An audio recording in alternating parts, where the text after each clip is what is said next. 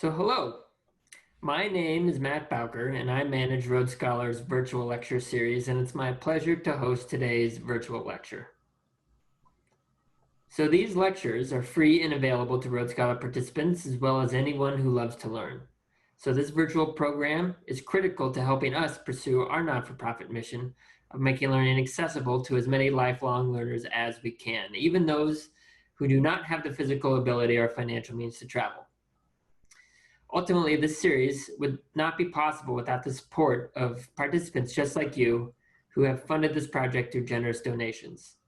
Please consider making a donation to Not-for-Profit Rhodes Scholar so that we can continue to provide educational experiences both in the virtual classroom and beyond. Please visit rhodescholar.org/give to show your support with a monetary donation. Every dollar helps. Rhodes Scholar is headquartered in Boston, but we have offices and staff around the world. And today, you'll be hearing from Howard Shuster. Howard is a Montreal-born, Ontario-based educator, and he is a featured expert on Rhodes Scholar Program 21866, A Voyage to the Great Lakes. Before we begin, a few quick notes. Howard will present for approximately 30 minutes, after which we will host a 10 to 15-minute question and answer session. Now, during this session, you can submit questions using the question and answer icon at the bottom of your screen. And then afterwards, I will read as many questions as I can live for Howard to respond. Now, should technical issues force you to miss any portion of the webinar, don't worry. We will be adding a recording of the lecture to our online virtual lecture library. And then finally, at the end of the lecture, you'll be prompted to take a very short survey. And just like on any Rhodes Scholar program, we ask that you take a few moments to fill it out.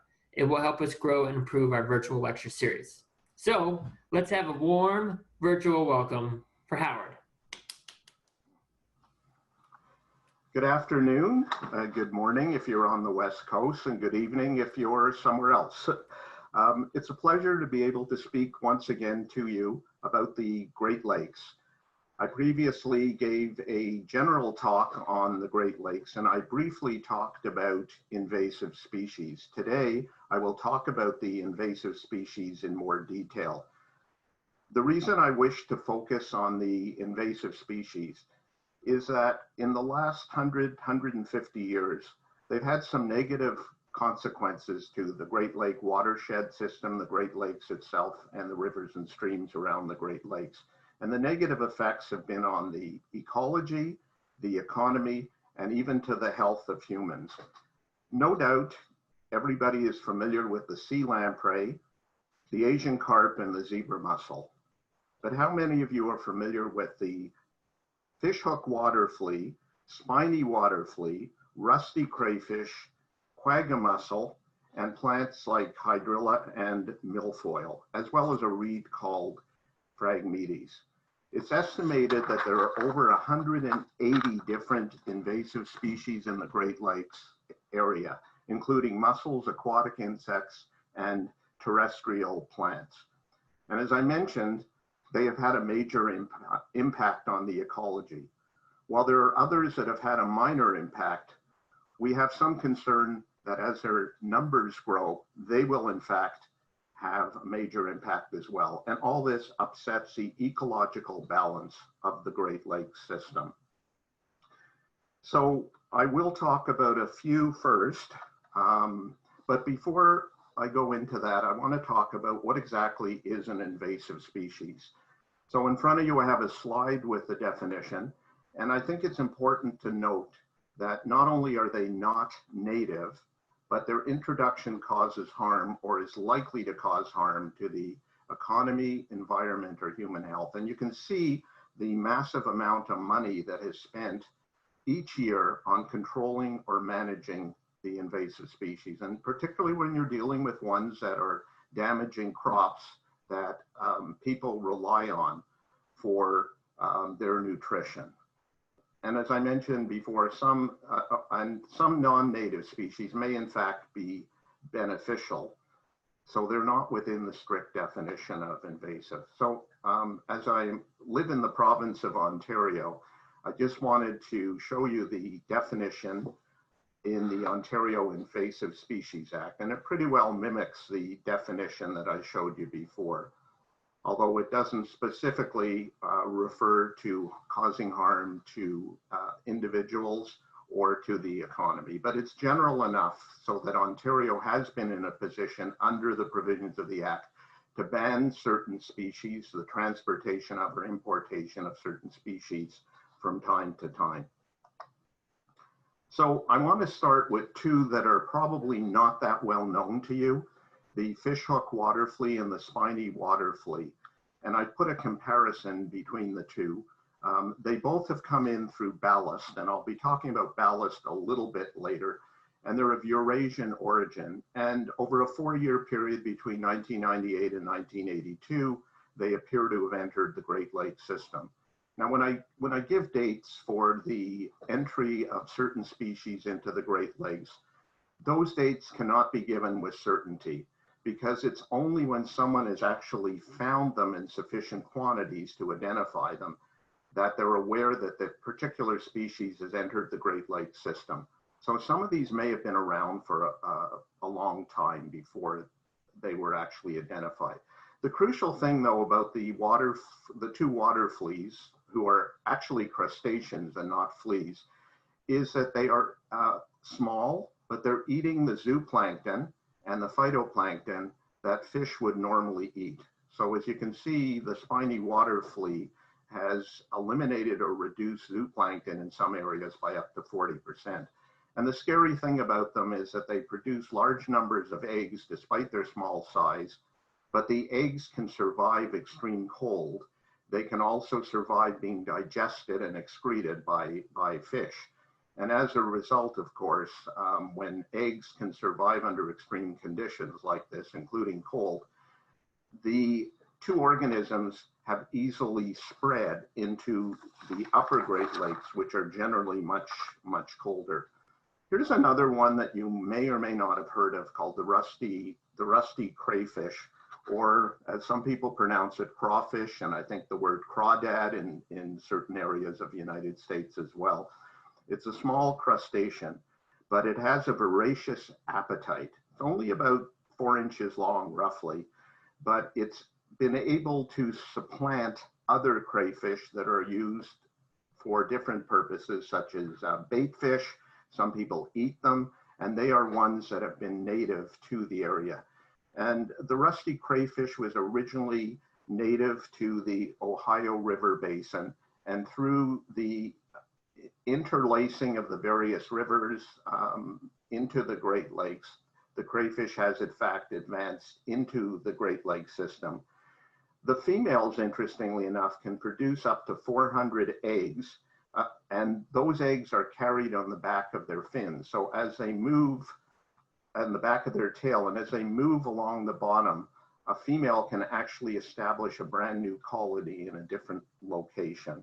So not only are they eating the vegetation at the bottom and at the bottom of the lakes, out of the streams, and taking away spawning beds for certain fish, but also it deleteriously affects the fish that rely on a certain amount of vegetation.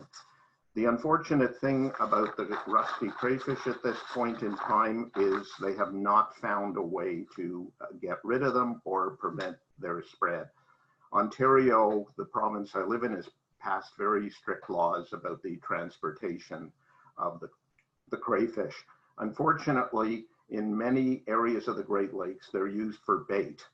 And laws in various states provide that they can only use for bait in lakes surrounding the Great Lakes where they have naturally occurred. But people tend to bring their bait and bring their fishing hooks and their rods, etc., from one lake to another. And it's quite possible that eggs from this particular crayfish can be transferred out of the Great Lakes into the surrounding watershed very easily. The crayfish has probably been around since about 1897 when it was first noticed in the Great Lakes. And there's a companion crayfish called the red swamp crayfish. And here it gives you an idea of how saturated the area around Lake Michigan is, the most southerly of the lakes because of its closeness to the Ohio River system. So this is Hydrilla. This is one of the plants, and my comments will also apply to Asian milfoil. These are mainly in the watershed around the Great Lakes, but they are in some of the bays, the quieter bays on the Great Lakes as well.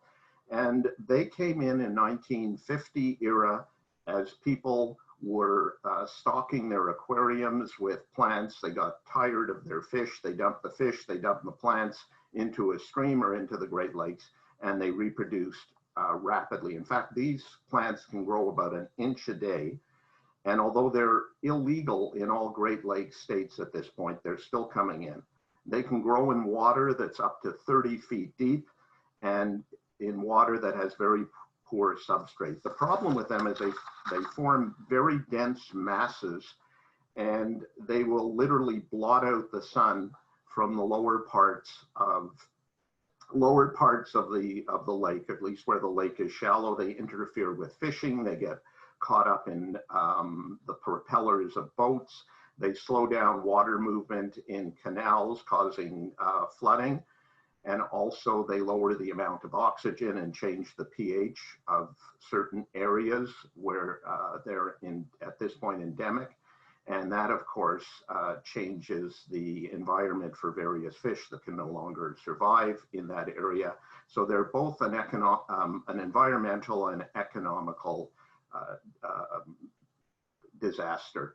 And the only way of getting rid of them at the moment is mechanical, except that they're currently experimenting with some chemicals, but they have to be very careful with chemicals that they don't have deleterious effects on other native organisms. It's been suggested that they bring in the grass carp, which likes to eat them, but as you'll see a little bit later with the Asian carp, and the grass carp is a species of Asian carp, you want to avoid bringing them into the Great Lakes for the reasons I'll express later. So you can see the Hydrilla hasn't yet spread to all the lakes, but the south part of Lake Michigan and the west part of Lake Michigan, they're extremely common. So why do I mention Sir Walter Raleigh? And the reason that I mention him is that I wanted to briefly give an example of an invasive species which does not have deleterious consequences, just by way of contrast. And Sir Walter Raleigh was a war hero. He beat the Irish on behalf of Queen Elizabeth. And as a reward, he was given 40,000 acres in County Cork in Ireland. He allegedly, on the Basque coast of Spain, picked up a whole bunch of potatoes, brought them back to Ireland. And I think the rest is history until the potato famine hit in the 1840s, causing mass migration and out of Ireland. All right, giant hogweed. I'm only going to talk about this briefly. This plant has spread all over the Great Lakes system. The only reason I'm going to mention it is this plant was my introduction to do not touch plants that look strange. One was growing in my front lawn in a pot, and I didn't know what it was. So I picked it up with my left hand, pulled it out, and for 3 days I had horrendous blisters and pain. So after it finally resolved, a few days later, I saw another strange looking plant in another pot, and I picked it up with my right hand. Big mistake, went through the same thing again. So what I do want to say about the giant hogweed is it was actually brought in to North America as an ornamental plant in the early 1900s. And all I can say is big mistake. So how did these plants and animals get here? Three main categories: waterways, and I'll talk about the canals and ballast; carelessness, somebody dumping a pet into a lake; accidental introduction, and that's maybe where a mollusk, for example, attaches to the stern or bow of a boat and goes from one lake to another, and it's introduced into a new lake. So I won't I won't read all these, but let me just highlight again, ballast of ships. I'll talk about it in a little more detail. The canals, release of live fish and bait, which I mentioned previously, and recreational and commercial boating, where the boats are not properly cleaned and result in introduction to another lake. So we have to consider very seriously the effect of interconnection of the lakes as a highway for which many of the invasive species, at least the water-based ones, made it into the different lakes. So there were a series of barriers in the Great Lakes.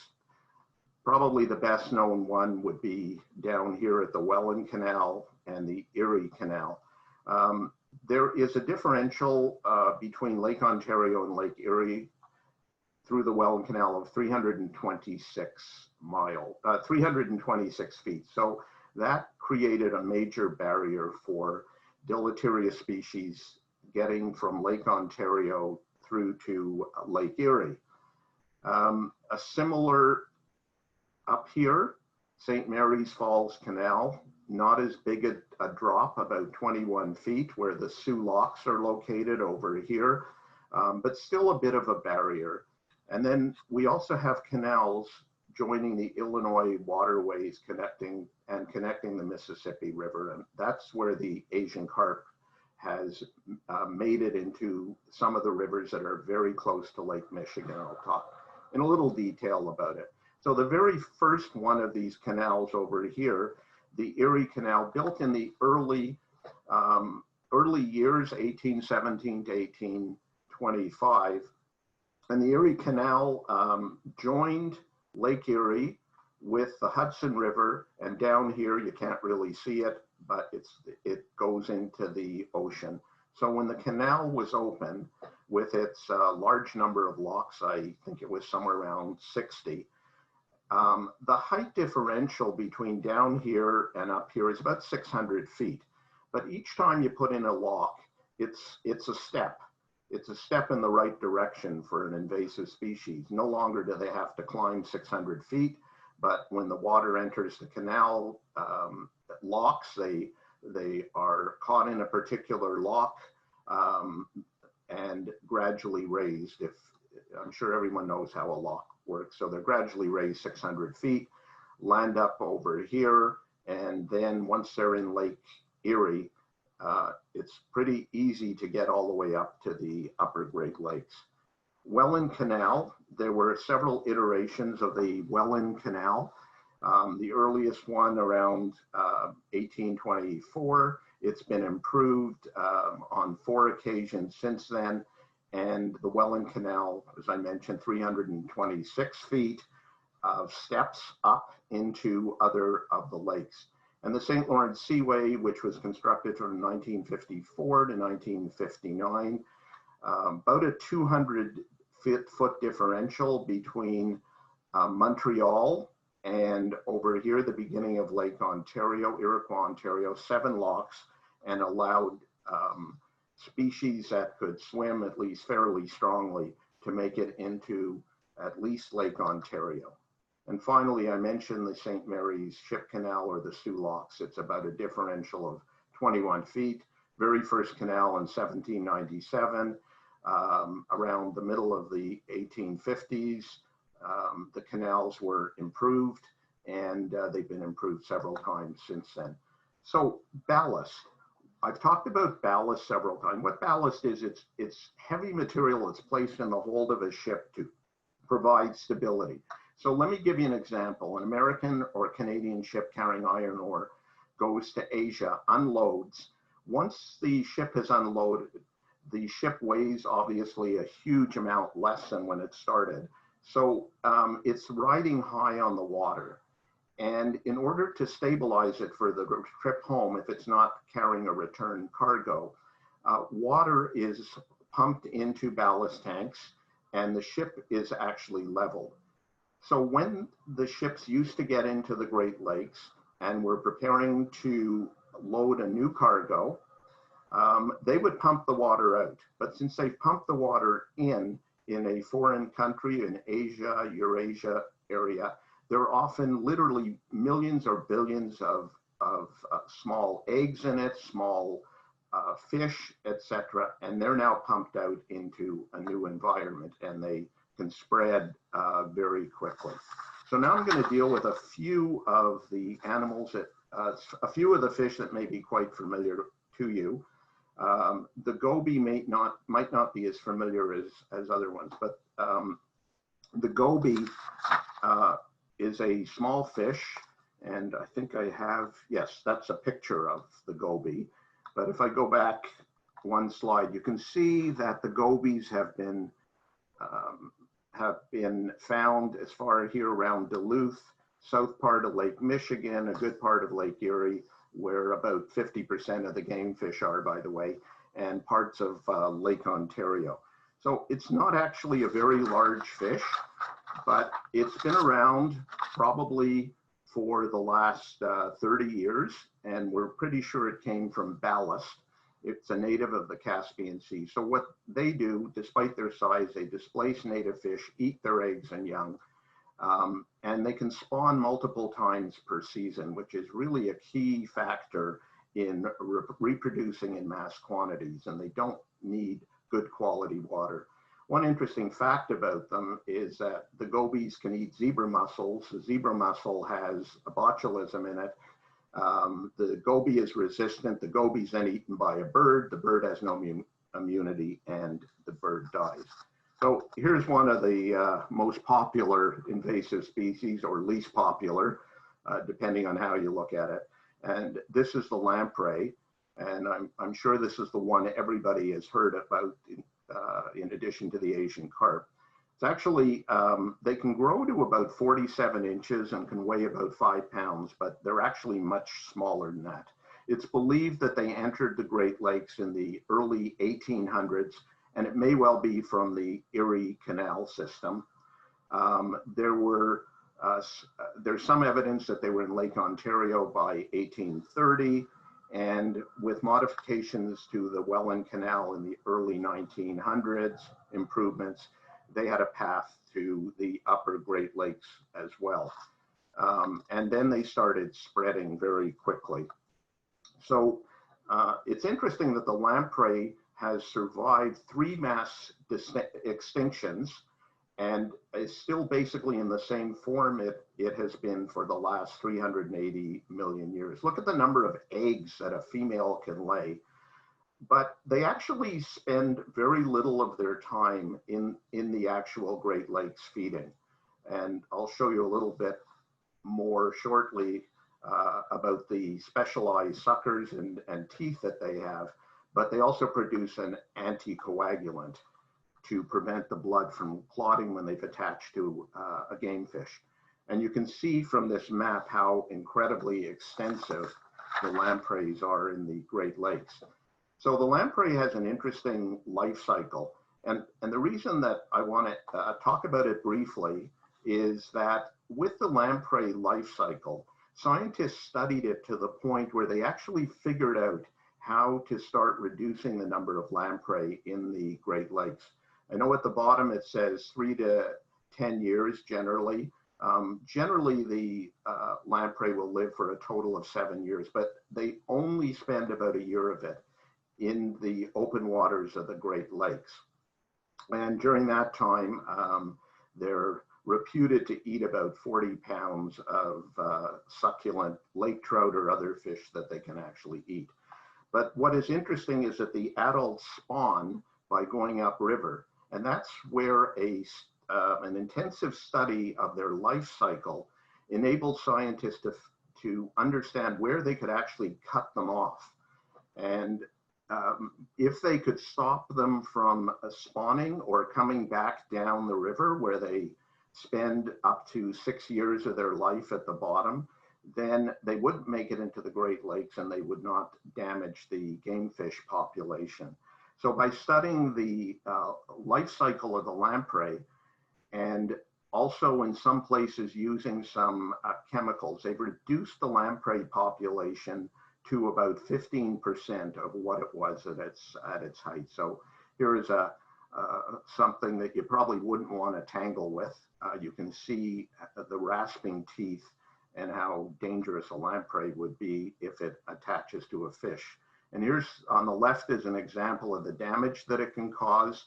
On the right, it shows that more than one lamprey can attach to a particular a fish. There is a rather a humorous story of somebody that caught a lake trout and noticed a bunch of the scars on the lake trout, but ate it anyways and described the flesh as rather dry. So assuming that there wasn't too much left of the flesh after the lamprey got it.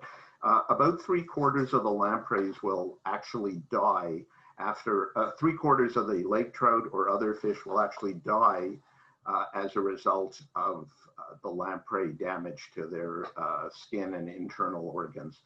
So I mentioned about using some chemicals and studying the lifestyle. Some of the smaller streams and rivers where they're known to habituate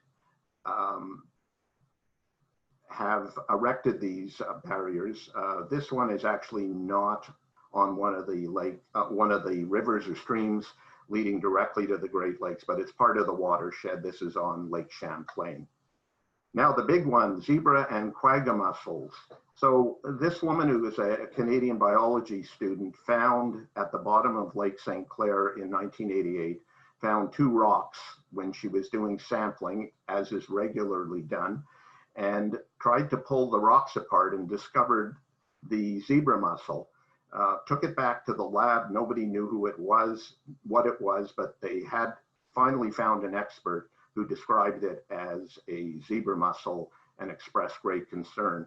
Now, I mentioned earlier that even though somebody discovers one of these creatures, it doesn't mean that they just got there. Within 6 months, people were pulling up anchors and other pieces of metal in the Great Lakes and intake pipes for drinking water and finding them completely coated with the zebra mussels. And I think this is astonishing when you look at the spread of the zebra mussels. They definitely came in by ballast. They've actually made it into Texas, one of the major cities. I forget if it was Houston or Dallas, found a massive reduction of their water supply. And it turned out that the zebra mussels had covered about 3/4 of the intake pipe. In Lake Mead, there was an American plane that crashed into the lake. 20 years later, they couldn't see it anymore. It was so covered with zebra and quagga mussels. So the life cycle of the zebra and the quagga mussel, they spend most of their time as what is called sessile. That is, they attach to something and just reproduce. But they do have a period of time where they are floating around like these creatures here. But look at the number of eggs that they can produce, 40,000 to 1 million eggs per year. So I talked about zebra and quagga mussels. You can see the difference. The quagga mussel is a later, I'll call it a later comer, but it has in fact started to dominate over the quagga mussel, over the zebra mussel. So here's a graph giving an idea of how the quagga mussels have increased and how the zebra mussels have decreased. So the deleterious effects of the zebra mussels and the quagga mussels is that they have taken over spawning beds for other creatures, so that it makes it difficult for some of the game fish to actually spawn. One of the more serious consequences is that they are filter feeders. So they sit on the bottom, they filter out the plankton, which normally would go to maintain other fish in the ecological chain. And during the filtering process, the water becomes clear. That means that the sun can now penetrate deeper and deeper into the water. And there's a test using a disc that is slowly dropped in the water to see the clarity of the water. But as the water becomes clearer and clearer, the sunlight penetrates deeper, And algae can grow on the bottom, and that has deleterious effects as well. And curiously, the zebra mussel actually filters the more beneficial algae, leaving the blue algae behind, which causes algae blooms. Example of a colony of them sticking together, and an example of what the quagga mussel can do on a beach. And there obviously, people do not want to swim on a beach like this. If you get a cut from it, you can have serious consequences and a serious reaction. More damage that they actually are able to do. Another slide of damage. And now I want to deal with the Asian carp. And just to let you know that the Asian carp has not yet made it into the Great Lakes. The Asian carp originated in the catfish ponds in the southern United States. They were brought in to control the algae in the catfish ponds. However, as we all know, the Mississippi River floods quite frequently. And when it flooded, the Asian carp were able to move out into the Mississippi, and they swam north and eventually made it through the Des Plaines River, the Chicago Sanitary Canal, into the Chicago and other related rivers. However, there are barriers. To date, it's a little unclear whether there are any in the Great Lakes given the barriers, but they actually make up 50% of the fish by weight. In some parts of the Illinois River, they consume up to 40% of their body weight each day, and they can grow to up to 10 inches in the first year. And a mature female can produce between 100,000 and 3 million eggs a year. So you can see they haven't made it into the lakes, but this is part of the watershed, and they're making Herculean efforts to keep them out of the Great Lakes. I thought this was a little humorous. As Americans listening, every 4 years you have to make a choice. Are you better off today than we were 4 years ago? We know the Asian carp is. And on YouTube, you can find videos of the Asian carp. They hate the sound of motorboats. So there's a video showing them jumping up out of the water, and they've actually caused some serious damage to people. Next one is the alewife. It's also known as the river herring, and it is extensively distributed in the Great Lakes. It started off originally in Lake Ontario, and then with the Welland Canal started to spread. Lake Ontario, 1873, and you can see the dates it reached the other Great Lakes.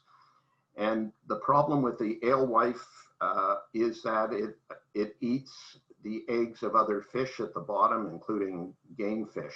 And they've been able to reproduce in huge amounts. In 1967, there was a huge die-off of the alewives. It looked like they were floating toward Chicago. This took place in Lake Michigan. Looked like they were floating toward Chicago. The wind changed, everybody jumped up and down in glee, and then the wind changed back. And it cost huge amounts of money to Chicago, the city of Chicago, to clean up the beaches afterwards. And there were suggestions at some point to use them for fish sandwiches. That didn't go well. Many of them were turned into cat food. And finally, Phragmites, one probably not that familiar, but I have personally noticed the expansion of Phragmites into the province of Ontario. 15 years ago, there weren't any that I could see. Now they're everywhere from east to west. They spread very quickly. You can see all the states, US states bordering the Great Lakes are affected by Phragmites. The Phragmites is able to disperse its seeds very quickly, and it has taken over, it's starting to take over farmland. They have rhizoids underground that can go up to 40 to 50 feet. They can reach heights of 15 feet. There is a domestic version of it, but it's believed that the Phragmites started in Canada around 1920 when they were brought with a circus to feed the elephants. look at the size here of the person relative to the height. And this is one thing you don't want to do.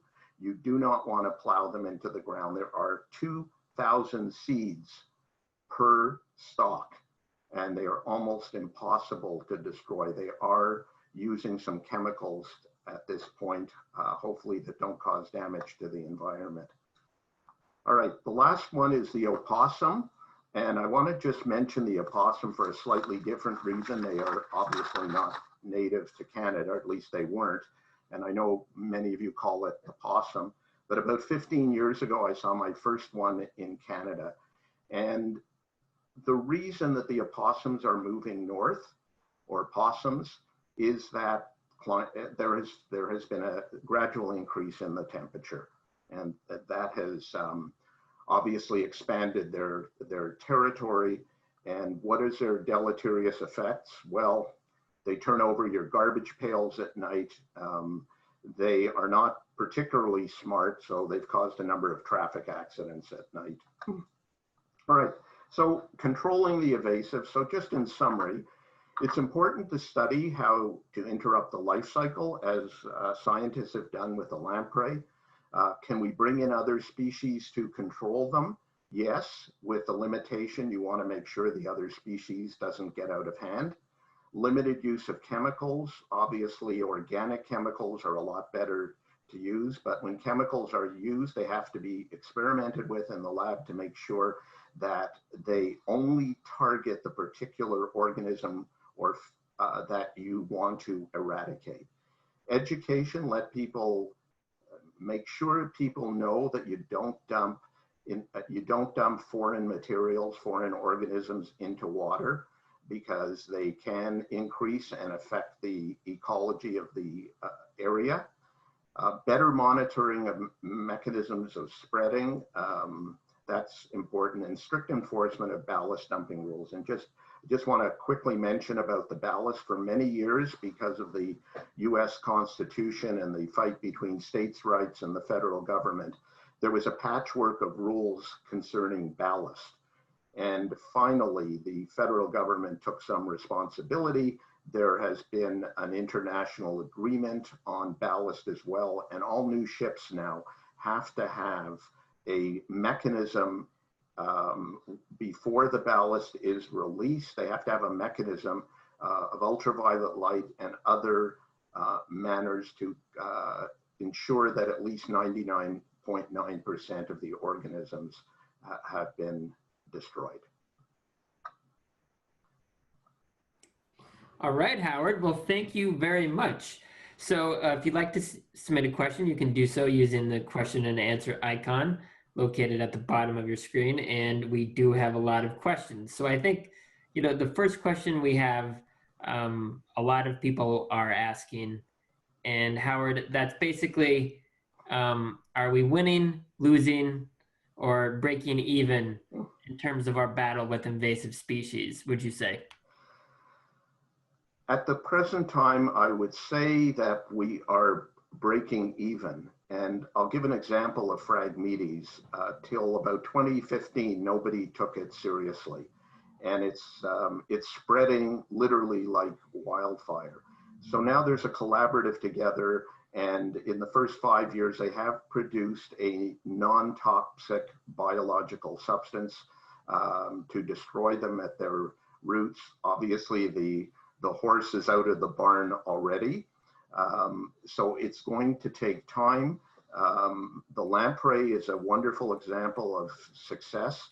The quagga and zebra mussels in lakes around the Great Lakes and the Great Lakes watershed, in some lakes, particularly in Minnesota, they've eliminated them completely using certain chemicals, but also the spreading of zebra and quagga mussels. They can stay on a boat and dry out for 4 to 5 days. So the way they probably got to Lake Mead is someone in Wisconsin didn't clean their boat properly and went down to Lake Mead. So with very, very strict rules, the answer is yes. I think we're getting some success. What we don't know is how many other invasive species are in the Great Lakes that are just in too small quantities to know that they're there.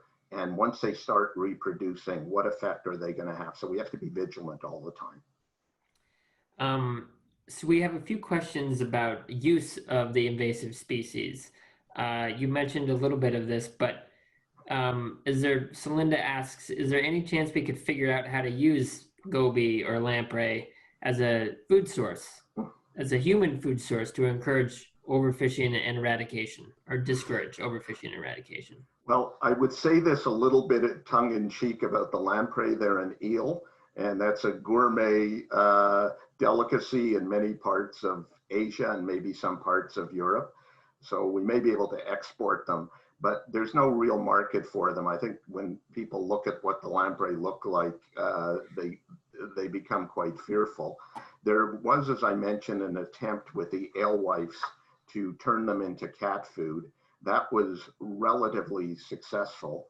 But for the most part, most of these species are not really that attractive to people. I should also mention, though, with overpopulations, again, I'll go back to the lamprey. What they also did with the lamprey is they used them as fertilizer. So there is that possibility as well, but you have to also catch them. It's not a fish that there's a lot of money in catching them, and the numbers have, in fact, reduced substantially.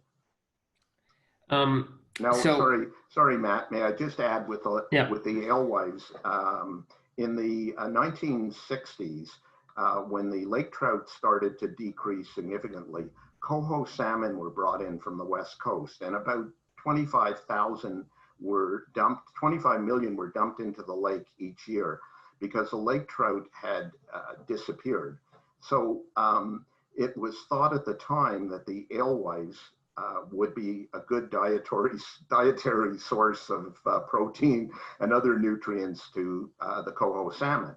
So indirectly, they created or encouraged a commercial and recreational fishing industry. So nobody was eating the alewives directly, but they were using them to expand another industry quite successfully. Unfortunately, the coho started eating so many of the alewives that their population decreased, and the size of the coho reduced accordingly. How will ships now dispose of ballast water so dangerous species are not introduced to the Great Lakes? So as of a few years ago, every new ship that is built has to have a mechanism. It's a combination of ultraviolet light. I'm not sure whether chemicals are involved, but there's a standard, and I think it's around 99.9% of the organisms basically have to be killed through this system so that they're not released in the Great Lakes. The theory is that if you're releasing them in such minuscule quantities, the chances of them finding each other and mating become slimmer and slimmer. Linda asks, and this is a related topic, but when planting decorative plants in her yard, how does she make sure that she's not choosing an invasive species? Do you have any advice for Linda? I think it's interesting you mentioned that because as I mentioned earlier, the hogweed was brought in as an ornamental plant. Hydrilla was brought in around, I think it was 1876. There was an expedition in Philadelphia. So they brought the plants in from Asia. And then later on, they used them to prevent erosion. They actually paid people to plant them in the 30s and 40s to prevent erosion. And nobody realized how dangerous they actually were in terms of smothering other plants. So I think the only thing I can suggest is if you're going to look at a plant, an ornamental plant, what you should do is try to look into its history, see how long it's been in the country, and see, of course, do your research if there's been any problems with them. You know, the Phragmites and a native species look quite similar. So if you want to put the native species in your yard, they're quite decorative, they're quite pretty. you have to be very careful making sure that you're buying from a reputable dealer, because there are people out there, there's still people selling Asian carp that shouldn't be selling them. So you have to do your own due diligence. Well, we have a question about the carp. Yeah. What Joseph asks, what does the presence of carp DNA tell us about carp invasion in the Great Lakes for the future?